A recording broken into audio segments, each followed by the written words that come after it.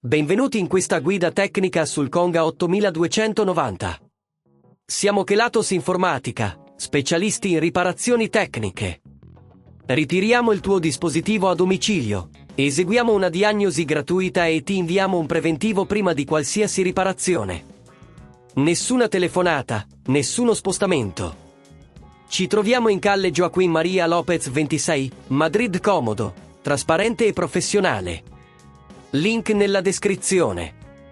Il tuo Conga 8290 fa un rumore strano mentre aspira. Questo può essere causato da diversi fattori, come un filtro intasato o un problema con il motore.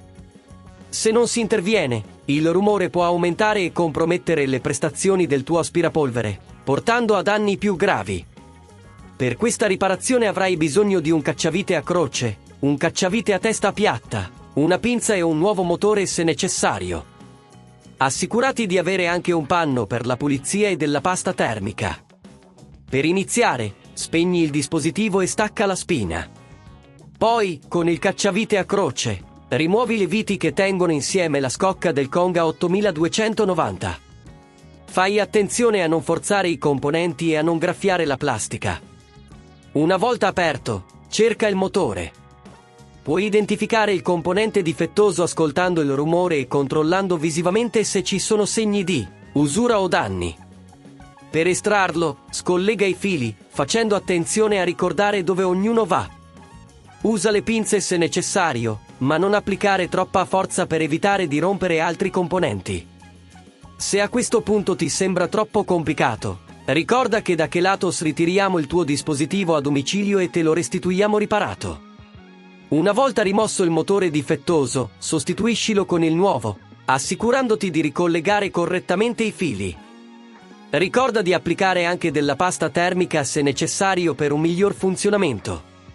Dopo aver rimontato tutto, chiudi la scocca assicurandoti che tutte le viti siano ben fissate. Infine, collega il Conga 8290 e accendilo per verificare che il rumore sia scomparso e che funzioni correttamente. Se noti ancora problemi, potrebbe essere necessario un intervento professionale. Per prevenire che il problema si ripresenti, assicurati di pulire regolarmente i filtri e di controllare il motore per segni di usura. Inoltre, evita di aspirare oggetti troppo grandi o pesanti che potrebbero danneggiare il dispositivo. Se non vuoi rischiare di danneggiare il tuo dispositivo, da Kelatos lo ritiriamo, lo ripariamo e lo riconsegniamo a domicilio in tutta Italia. Link nella descrizione.